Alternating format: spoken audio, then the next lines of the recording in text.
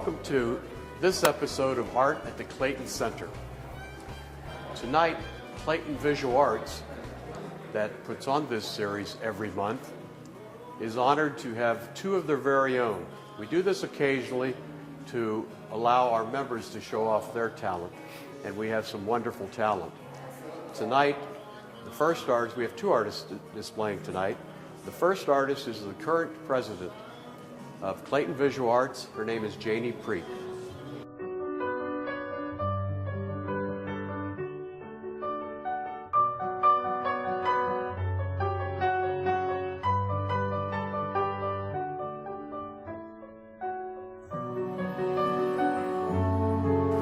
Pleased to introduce you to Janie Prete. Janie is the president of Clayton Visual Arts this year, and she is a watercolorist extraordinaire. Last year you won the poster contest for the town of Clayton with a beautiful piece of watercolor.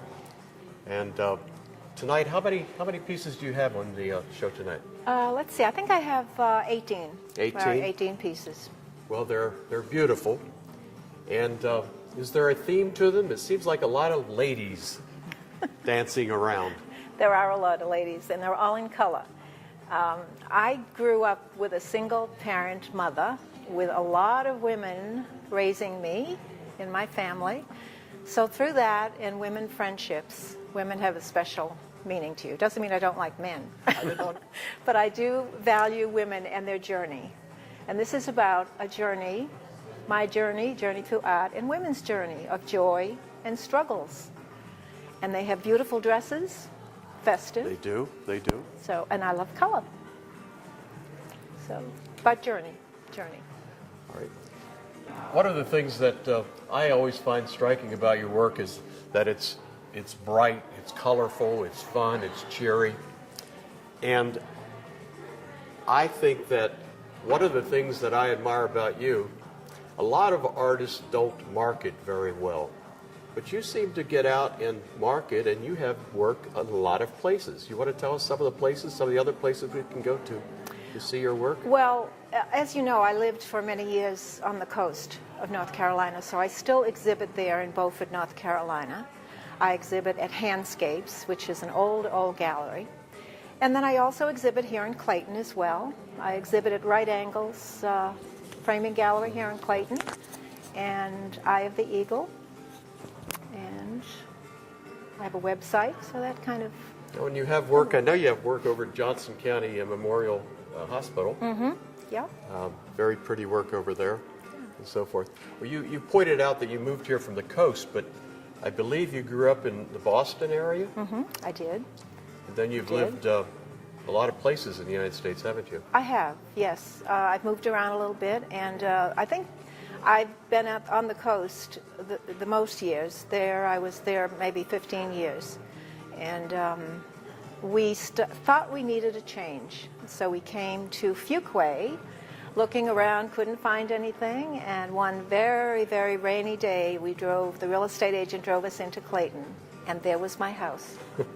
Saw it right away. That's the way it works most of the time. My wife and I have experienced that also.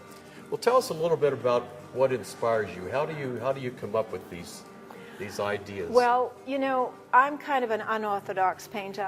Very rarely do I sketch. My inspiration, I have an idea perhaps in my head, sometimes no, sometimes yes, and then I just jump right into paint.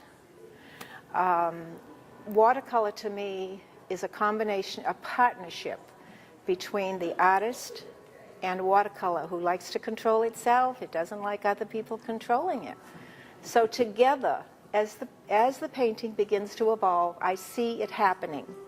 Whatever it wants, I go with it. And that's how it works. Usually, not always. Well, that sounds so easy. I think I could do it. I think you could. I know you're active in other things too.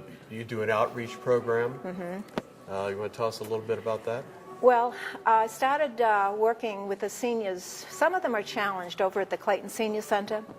And just to see the joy on their faces, especially when they say, I cannot draw a straight line. I can't draw a straight line. Nobody can draw a straight line. So to see them working in paint, and all of a sudden they begin to see something forming. They have a painting, they're thrilled. It's so satisfying. It really is wonderful. I bet it is. Well, now, I know you've trained with or worked with some nationally known artists. Other than that, do you have formal training, or is this pretty much self-taught? Well, I was working many years ago in designing invitations, calligraphy, that type of thing, for weddings, that type of thing. And I had an artist friend who said, you need to try watercolor.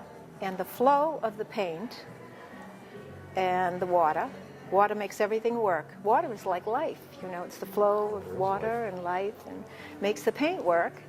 I fell in love, and I've been addicted to it ever since. So I think that I'm quite happy with the place I am now in life. I'm enjoying my work and enjoying Clayton and enjoying color.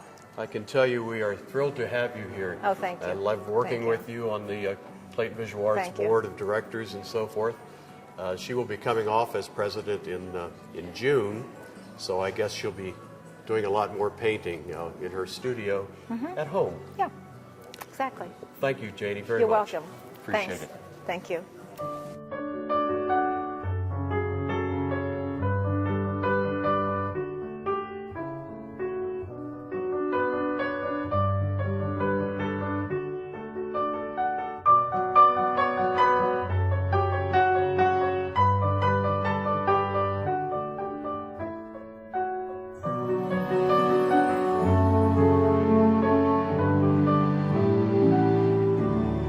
As you can see, we've moved from one gallery to the other. We're in the Caterpillar Gallery lobby, and I'm pleased to be here with Kathleen Nobles. Kathleen is a oil and acrylics artist, as opposed to the watercolors that we have over in the other gallery. Kathleen, I know you just moved here, well, not just, but back about 2008, so you're fairly new to this area also. And you grew up, I believe, in New York City. I did. So tell us how you go from New York City and finally end up in Clayton, North Carolina. Well, I spent half of my life in New York City. In about 1966, I came to North Carolina. We were transferred. I was married before. We were transferred to from New York to work at CP&L, and they sent us to Southern Pines. So I started out in Southern Pines, and then I moved to Pine Bluff, and from Pine Bluff I got to Raleigh. I moved around a lot, so that's how I got here. Okay. Well, I know we're happy to have you because you're very active in Clayton Visual Arts. You're a wonderful volunteer, and I really enjoy working with you. Thank you. How many pieces of art do you have in the show tonight? I have 20 pieces, and they range from pastel to oils to acrylics, paints, so different mediums. Your work is really varied. I know you like a lot of things from the swamps Coast. of North Carolina and the marshes and so forth, but a lot of the other work around here could go from Venice to looks like Italy to Colorado. How do you get inspired, or where do you get your ideas for what you're painting? It's really a visual journal, and it's like a journal entry that people, when they write of their travels, I do it visually, and I paint. It's mostly from my travels. I take photographs of where I've been, and I've been in Europe. I've been across the United States several times, and I use those photographs, and that's how I get inspired by the landscape, the texture, and the colors and the space. So that's what inspires me. And I use different mediums to enhance my subject matter. So I can go from oils to acrylic to watercolor, depending on the subject. Well, it's beautiful work. You currently have a gallery. I do. At the Flipside restaurant here in town, I which do. you and your husband are involved in ownership. And where else can people go to see your work? Well, at present, that is the only gallery I have. I have been in Sunset Gallery, I've been in Summerhill Gallery, been in numerous galleries, Little Art Gallery in Raleigh. Right now, it's just at the Flipside. Since I moved from Wilmington, North Carolina, to Clayton 4 years ago. I have a working studio there as well as a gallery. So basically, it's my gallery, and I just stay there. I don't go outside that gallery right now. Now, a little history. I understand that you've been working in the arts, not necessarily full time, but tell us how you got into the arts in the first place. Well, I'll make it short. In 1969, I was on maternity leave. I worked at Dorothy Dix Hospital for 6 years as a sheltered workshop instructor, and I was home on leave, and my daughter was taking a nap, and I was bored. So she had a little watercolor set, and I took that little watercolor set out, and I started painting daisies, just something, and I said, oh, I really like this.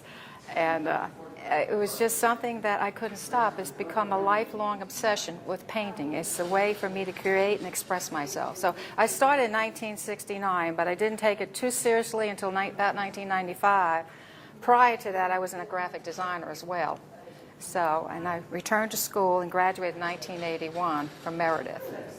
So that's how So my a background. star is born. A star was born. With a little kitty coloring kit. Exactly, with a watercolor set, probably from Walmart.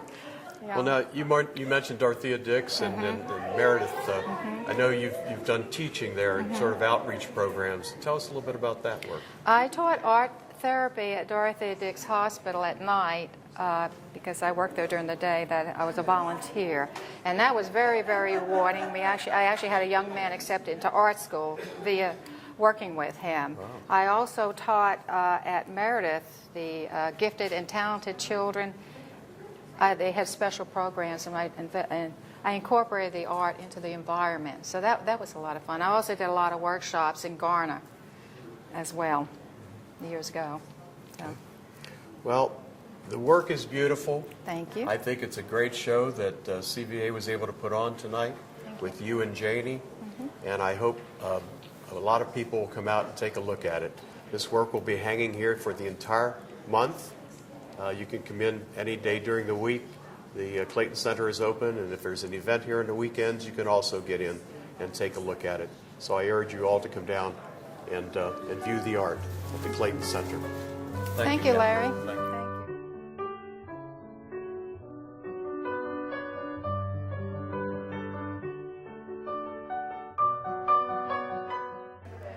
This is Larry Strevig, and I hope you've enjoyed this edition of Art at the Clayton Center. Next month, we're going to have a very special program. The artists will be high school students from Clayton High School. Their instructor, Jane Roberts, and usually we have 30 or 40 artists who put their work in the show. So it's always special when we have the students here. So I hope you'll be able to come and join us.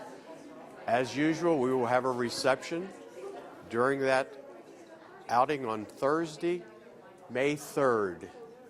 So I hope you can come, enjoy it, and have some refreshments with us.